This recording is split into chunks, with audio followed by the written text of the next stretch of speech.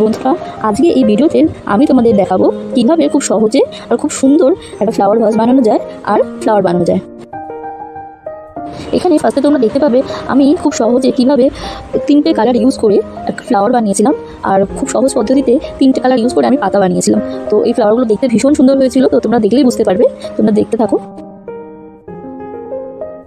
এখানে এরপরে তোমরা দেখবে আমি কটন ইয়ারবাডস দিয়ে একটা ফ্লাওয়ার ভাস বানিয়েছিলাম। তো সেই ফ্লাওয়ার ভাসটা বানাতে একটু কষ্টকর হলেও কিন্তু ফ্লাওয়ার ভাসটা পুরো বানিয়ে ওঠার পরে এত সুন্দর দেখতে হয়েছে, তখন মনে হবে যে পুরো পরিশ্রমটাই তোমার সার্থক হয়েছে। তো ঘরে খুব সাধারণ সাধারণ জিনিস দিয়ে তোমরাও কিন্তু বানিয়ে ফেলতে পারো এরকম একটা ফ্লাওয়ার ভাস। তাতে ঘরের সৌন্দর্যও যেমন বাড়ায়, আর তেমন তোমার হাতের ছোঁয়াটাও, ভালোবাসার ছোঁয়াটাও কিন্তু তোমাদের ঘরের শোভা বাড়াবে। আর এইটা যেহেতু পেপার দিয়ে তৈরি, তাই জন্য এই ফুলগুলো কিন্তু কোনোদিনও নষ্ট হবে না। তো তোমরা কিন্তু এরকম ফ্লাওয়ার বানানো ট্রাই করতে পারো।